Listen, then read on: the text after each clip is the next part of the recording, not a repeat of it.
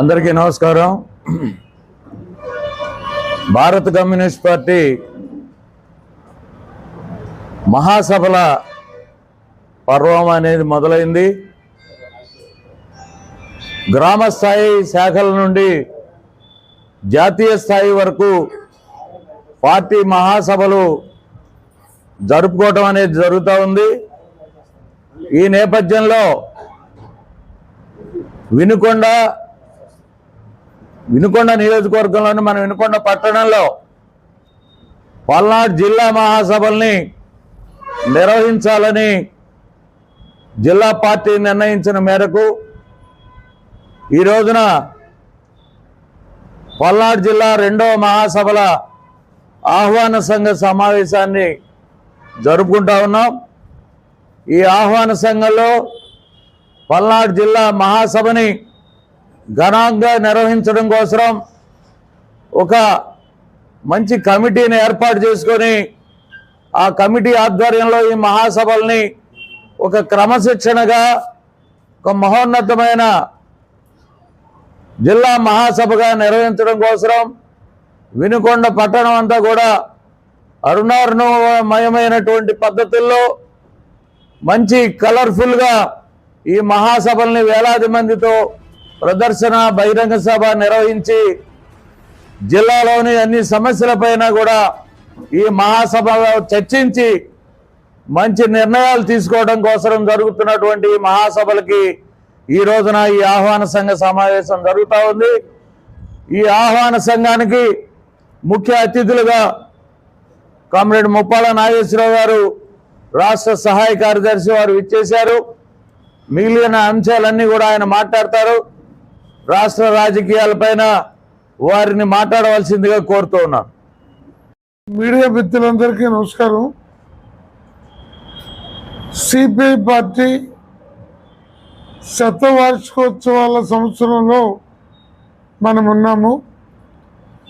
భారత communist party 1925 December 26న ఆవిష్కరించబడింది.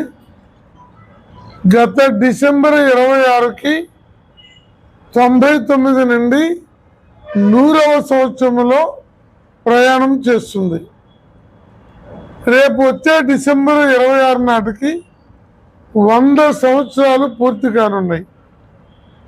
బహుశా భారతదేశ చరిత్రలో ఒక పార్టీ పుట్టి అధికారం లేకుండా 100 సంవత్సరాలు ప్రజాక్షేత్రంలో ప్రజల కోసం పనిచేయటం ఒక్క భారత కమ్యూనిస్ట్ పార్టీకే సాధ్యపడింది. ప్రజల పక్షాన, కార్మికుల పక్షాన, అణగారిన వర్గాల పక్షాన, రైతుల పక్షాన, మేధావుల పక్షాన ఆనాటి నుండి ఈనాటి వరకు ప్రజల కోసం, ప్రజల రక్షణ కోసం, ప్రజల హక్కుల సాధన కోసం పోరాడుతున్నటువంటి పార్టీ. రేపు 5వ తేదీ రాష్ట్రమంతా ఈ స్మార్ట్ మీటర్లు, పెరిగిన విద్యుత్ ఛార్జీలు, అదానితో జరిగిన విద్యుత్ ఒడంబడిక, ఈ మూడింటిని కూడా రద్దు చేసుకోమని అన్ని చోట్ల నిరసన ఉద్యమాన్ని, ఈ స్మార్ట్ మీటర్లు వద్దని చెప్పి పగలగొట్టే ఉద్యమాన్ని రేపు సిపిఐ పార్టీ పిలిపించింది. అందువల్ల ఇందులో పార్టీలకు అతీతంగా కూడా మన రాష్ట్ర ప్రగతి కోసం, ఈ భారాల నివారణ కోసం ప్రభుత్వం మీద ఒత్తిడి చేయాల్సిన బాధ్యత అందరికీ ఉందని ఈ సందర్భంగా తెలియజేస్తూ, మరి జాతీయ మహాసభలు సెప్టెంబర్ 1 నుండి చండీగఢ్లో జరగబోతున్నాయి. ఆగస్టు 23 నుండి 3 రోజుల పాటు ఒంగోలులో రాష్ట్ర మహాసభలు జరగబోతున్నాయి. ఈ సందర్భంగా ఆగస్టు మొదటి వారంలో జిల్లా మహాసభలు పల్నాడు వినుకొండలో జరగబోతున్నాయి. మేము రాష్ట్ర ప్రజలకి ఈ సందర్భంగా చెప్పేది, కమ్యూనిస్టుల చట్టసభల్లో బలంగా ఉన్నప్పుడు, తగు సంఖ్యలో ఉన్నప్పుడు అది శ్రామికులైనా, మైనారిటీలైనా, దళితులైనా, బీసీలైనా, కులాలు కాకుండా శ్రమజీవులందరికీ ఒక రక్షణ కవచంలాగా ఉన్నాం. ఇవాళ చట్టసభల్లో కమ్యూనిస్టులు లేనందువల్ల ఎవరు పవర్లో ఉంటే వాళ్ళు అడ్డగోలుగా ప్రజాస్వామ్యాన్ని వాడుకుంటున్నారు. అందువల్ల ఈ శతవార్షికోత్సవాల సందర్భంగా పల్నాడు జిల్లా 2వ మహాసభలు ఇక్కడ వినుకొండలో జరుపుకోబోతున్నాం. మీ అందరికీ తెలుసు, వినుకొండ ఒక చారిత్రాత్మకమైన కమ్యూనిస్టు ఉద్యమ కేంద్రం. దేశంలో ఎక్కడ మత ఘర్షణలు వచ్చినా ఇక్కడ హిందువులు, ముస్లింలు అన్నదమ్ముల్లాగా కలిసి జీవిస్తుంటారు. దేశంలో ఎక్కడ మత ఘర్షణలు జరిగినా వాటిని ఇక్కడికి రానివ్వరు. దానికి కీలక కారణం ఇవాళ ఏ పార్టీలో ఎలా ఉన్నా, ఆనాడు కామ్రేడ్ పులిపులి శివయ్య గారు, వీరిశెట్టి సీతయ్య గారు, మన పఠాన్ కాసిం ఖాన్ గారు, వారందరి వారసులుగా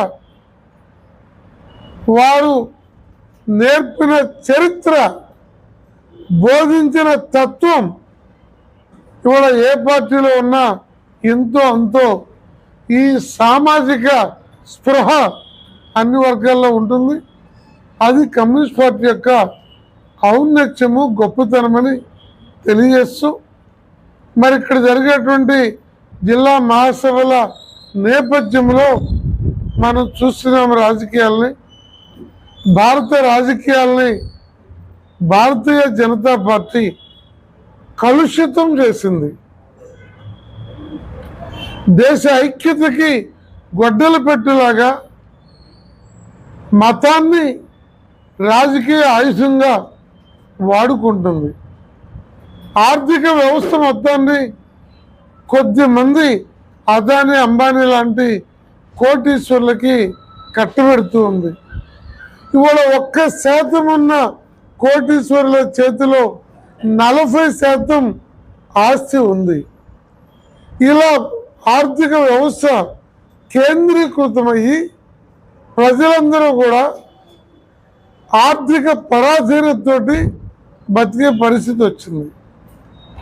మరి 3వసారి అధికారంలోకి వచ్చిన మోడీ చెప్పిన ఏ వాగ్దానం అమలు జరపలేదు.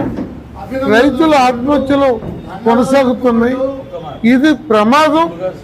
ఈ ప్రమాదం రానున్న రోజుల్లో కట్టలు తెగి హద్దులు దాటి ప్రజాస్వామ్యమే పూరి అయి అంబేద్కర్ రచించిన రాజ్యాంగమే మసకబారే పరిస్థితి వచ్చే ప్రమాదం ఉంది.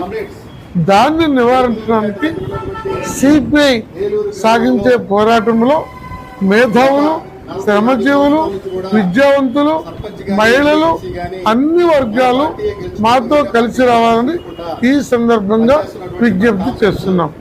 Thank you.